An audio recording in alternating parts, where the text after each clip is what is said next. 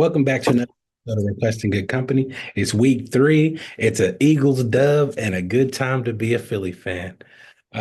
Back again with us is John Wimple. We might as well just call it what it is. This is our segment, and this is what we're getting into. So, Yes, John, sir. Philly. Victory Monday. Man, that game was all over the place yesterday. We text throughout the game, and our emotions are all over the place. I don't even know where to start with this one. Just a grinded out game, just a grinded out game that they You can came start out on top of. first quarter. We our defense does what it's supposed to do, stops people that haven't been stopped all year in the first quarter. We're making plays. Jalen Carter finally shows up. Davis finally shows up. Slay finally showed up for a hot second. I feel like our defense was we finally planned for a team.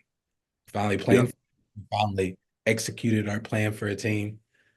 Uh, but then we struggled on offense from Right out of the gate, Jalen puts together a pretty good drive, takes him right down the field, targets Smith in the end zone, and Honey Badger comes in, picks it off. It can go either way, who you want to pin the blame on. I don't think it's the best throw there.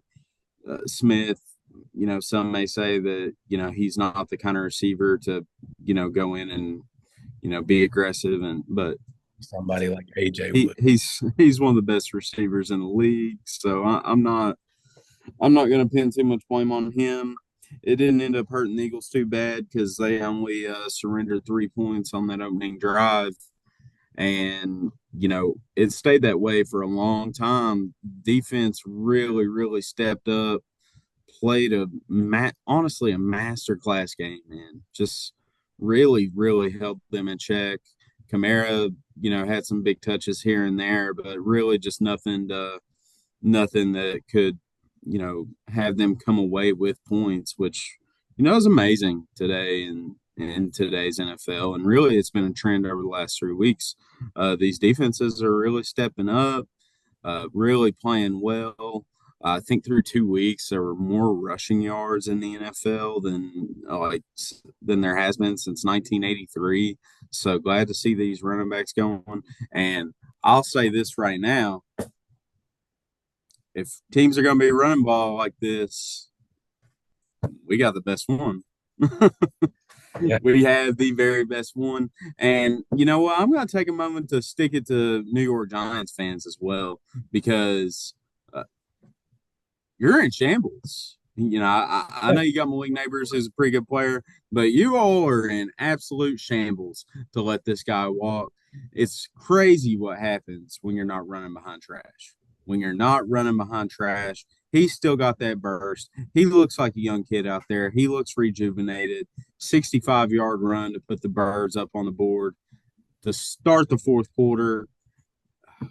Yeah, what do you say about this guy, man? I mean, through 2 weeks, He's the best. through 3 weeks, I think Sam Darnold's probably the MVP of the league.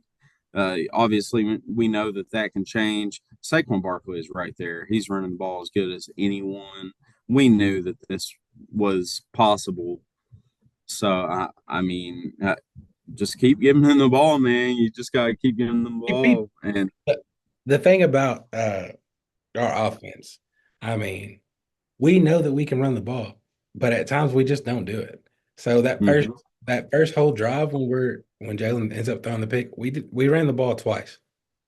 mhm, He, I think at halftime he had 1 yard or something. It was a stupid stat line like that. Like Saquon mhm, was so like not getting used, it was unheard of, mhm, unimaginable. Um, mhm. Obviously there was a bunch of controversy about Sirianni not kicking field goals, analytics. We know that. We are the analytic team. Between us and Mhm. Miami, we're doing analytics. Just go ahead and everybody Mhm. get your mind right on it. We're doing Yeah. analytics. But I don't terribly hate the cause when it happens to get us a win. But if it costs us the game like it did in last week, we're gonna bring it up. But That being said, I still rock with Sirianni. I know a lot of people don't. I still rock with him. I rock with Saquon. I rock with Hurts. Even if Hurts throws an interception, I'm rocking with him. An interception and a fumble. I think the thing that's so lost in today's social media and everything is just, man, these guys are human. They're going to make mistakes, man. Like they're going to make bad throws. You know, if you look at it, Jalen Hurts has the same amount of interceptions as Patrick Mahomes through 3 games. Now he lost a fumble yesterday. That one I wasn't as happy about. You gotta, and next week that's going to carry over because Tampa's bringing the heat. They think that they have the formula to beat us. They think they put it out there on tape. The 2 out of the last 3 times we played them, we did go to Tampa and win last year, but they're going to send the house at Jalen. Obviously, walk away from this game with some injuries that we're going to have to talk about. A lot of injuries. So but overall, yesterday, great win. Obviously, some stuff to clean up. 460 total offensive yards. To only score 15 points, we know that's not going to be good enough in the long term. But this is a building block.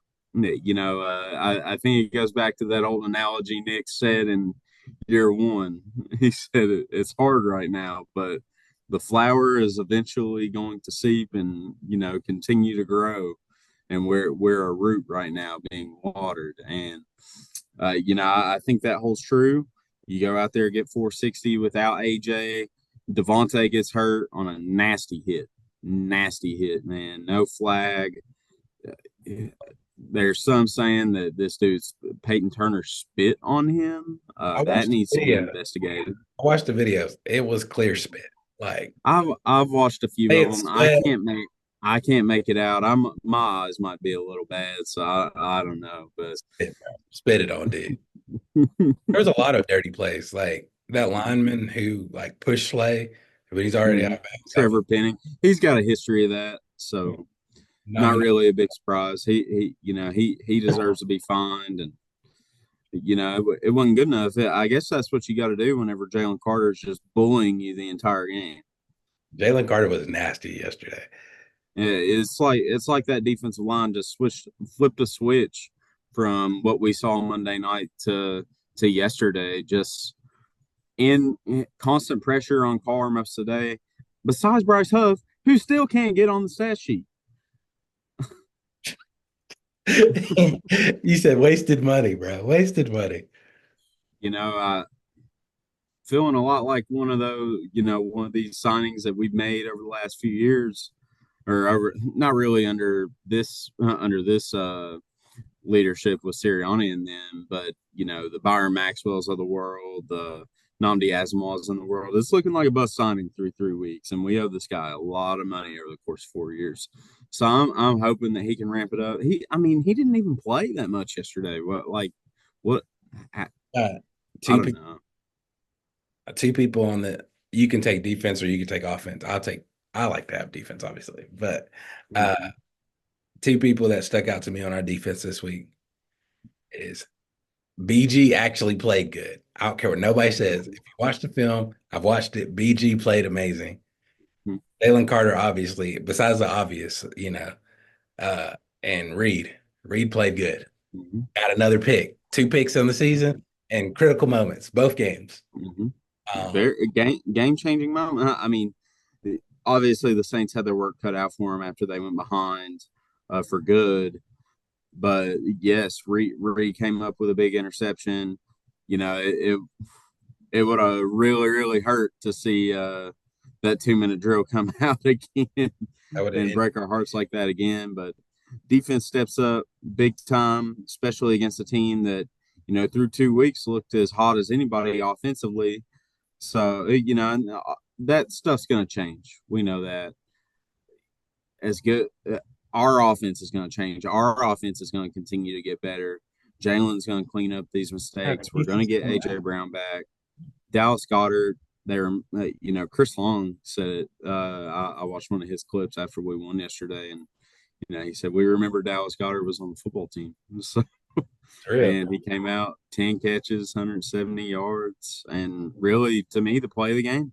3rd and 16, Jalen hit him across the middle. He ran up the sideline, got us inside the 10-yard line, and gave us the lead for good. So So offensively, beside the obvious Saquon and Goddard, that right side of our offensive line played amazing for them to came not in and played very well. Came in and not played very well. have got Fred Johnson, Lane Johnson came in or left the game with a concussion, and then Mekhi Becton got hurt as well. So for those guys to come in, that's all Stoutling you stuff, man. We got the best offensive line coach in the business. These guys come in, they know what their job is. They come in, play well right away. I'm not surprised at all by that. It was a little worrisome. First play came in. Fred Johnson did get a penalty. So that was a little worrisome, but they cleaned it up right away. And this team is rolling. This team is rolling. We get a little help from the Baltimore Ravens yesterday, knocking out the Cowboys. They lose in the fashion that I like to see them lose, which is just heartbreaking. To be down 28-6 and come back and then still lose by 3. it's the Feels best good. kind of days when the Eagles win and the Cowboys lose. It's Yep. Those are the best Sundays in the world, man. Best Sundays in the world. the other thing I want to talk about is obviously Sirianni had some chances to cook field goals. Do you take field goals in both those instances, or do you do the analytic game? No, I think that they need to buckle down and swallow their pride a little bit in those instances because there's opportunities to put points on the board. You're in a hostile environment. Your offense is playing good, but you can't finish drives. Take your points and reward your football team with scoring points. The one that I'm most like stuck on is the one before halftime. Mm-hmm. He said he wanted points. I mean, he kept it a buck when the interviewers asked him. He said, what are you doing? Like, why didn't you kick the field goal?" He said, I wanted points. I wanted big points. Mm-hmm. That we deserve points. I said, whew, I needed to hear that. Yeah. Needed to hear that we deserve I points. mean, I mean, he's not wrong, and he took ownership of that play. He said that was his play call, not Kellen Moore's play call.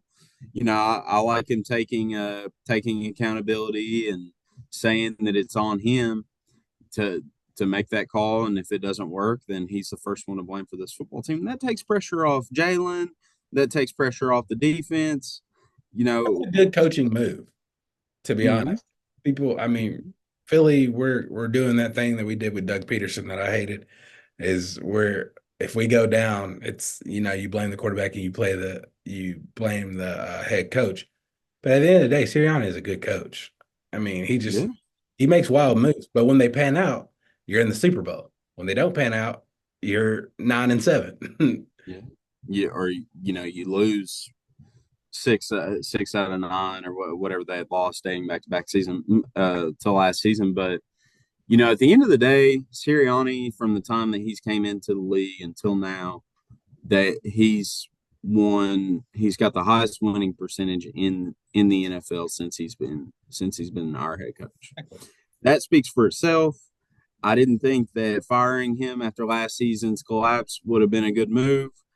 We probably sound like a broken record talking about that every single week, but at the same time, man, just the guy wins. The guy knows how to win. The team knows how to win in big moments. They've done it over the last 3 seasons, and I think they're going to continue to do it. What do you call Jalen? He said Jalen's a winner. I wanted somebody so bad just to be like, Coach, you're a winner. Like Mm-hmm.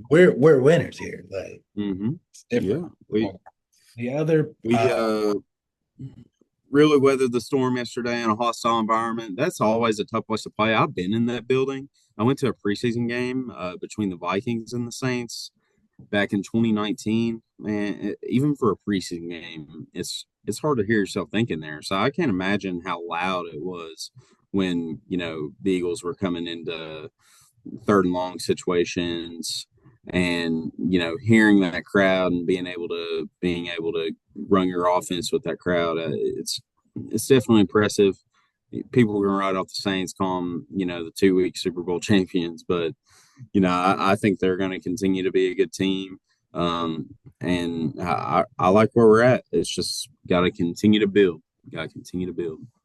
Another aspect of the game is, people will say what they want to about our defense, but towards the end, at the end of the game, Jalen Carter's talking his stuff. I Oh yeah. don't necessarily like that they try to stop my guy from talking to his junk. Let him talk. Right. Let him Then talk. He deserves that it. slide Big Dom in there. Nick had to come over. Defensive line coach had to come over and chill him out. Like, what? They making dirty plays out there. Our defense played lights out after a week full of criticism. You know, I don't have any problem with him doing it. Definitely don't have any problem with him. And he's just a freaking dog, man. He's a freaking dog. CJ Ha- Johnson said, he said, we got receipts. We kept receipts. I love Mhm. that. Man, I like CJ Gardner Johnson. I like Jalen Carter. I like the people who play with the chip on their shoulder. And these are the people that we got, and that's what we need in our defense. Bond also played another game. Another game. Mhm. He played Mhm. great. I think Mhm. Phenomenal linebacker play for us to continue to have. I thought Nakobe played a good game too. I thought he came in there and cleaned up some tackles and played pretty well for the most part. So we're actually getting something from our linebacker core. I don't like Chauncey coming out and saying that we have the best secondary in the league. I think he needs to pump the brakes on that. I They've don't played pretty decent through I three think weeks, but I think it goes back to what we said last week. They could obviously be the best. The best secondaries in the league are based off of the pass rush consistently. yeah, If yeah. If you're not getting to a quarterback, these quarterbacks now can sit number back there wise, in the I pocket mean, all day and put it wherever they want. it's up there. It's in the top five. I believe. Uh, I rock it with CJ. I got to see more. I got to see more. Ringo got in there, got some action. He got torched. Ringo got in there and got burnt over the got, middle. got torched. First play right over the middle, and I was Well, like, that's what you do. You put somebody in that situation. You gotta test them. they're going to target them for sure. I think it'll be interesting to see what happens with Smith, what AJ does this week. But offensively, Britton Covey got hurt too. Like, I don't know who our receivers are. Dotson. I mean, Yeah, Dotson, Johnny Wilson. He but I caught a think is he like dropped a bad one on that he reminds me of last drive. uh Whiteside. What's his name? Arciega Whiteside, boy. That's who you Mhm. need him to be better. Yeah, And I think that unfortunately, who's that linebacker that we have that ain't getting no play PT? Oh, Devin. Devin White. We got to trade him for something. 'Cause we gonna need I don't think anybody wanted him, man. I think his market dried up, and if he can't beat out, Nakobe, which like I said, Nakobe played pretty well yesterday. If we ain't got any time for him, then yeah, I mean, float him out there on trade, see what happens. But put him up for a nice deal for somebody, please. Anybody, please. we get, I bet Huff have a huge cap hit right now, huge cap hit. That hurts. Based on the contract that we handed him. I mean, he's stealing money at this point. Yeah, you getting paid to sit on the bench? That's a win. Out there and get pancaked a couple of times. I hate that for him. What did you think about the situation at kick when they were up 7-6 and they trotted Jake out for the 60-yarder? So, in Jake Elliott's defense, Jake Elliott is known for kicking big kicks. He's Oh also yeah. a team captain. So, Sirianni, I don't know about that one to be honest, but I I don't say that I wouldn't do it. If he's one of my team captains, he's known for kicking huge kicks. He kicks it. He's got the distance. It's off right. I I don't hate it. I don't love it. We shouldn't have been in that position in the first place. Hmm. But also for him to have not kicked any, I mean, that was his first kick of the day, I'm pretty sure. Yeah, because the first two times they right before halftime and on the first drive they didn't they went for it. So Yeah, I don't I don't love it, but I also get it. He's a team captain for a reason. I don't hate the fact that they sent him out there. Obviously, we know Jake's history. He's hit big kicks for the Eagles over the last several years. I guess for me, it's just don't you want to see this guy put one like if I'm Jake Elliott, I probably want to see one go through before I kick one from 60. So to me, I think the Eagles just have to be set better in those situations.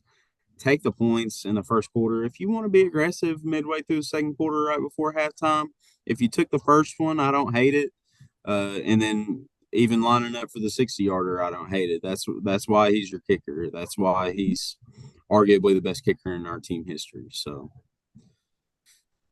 The uh the other aspect I want to talk about is, and this is just from my own point of view. So at the beginning of the game, you see AJ on the sideline. They're just, he's chopping it up. He's smiling, having a good old time. For me, some reason that don't sit well. Get on the field, guys.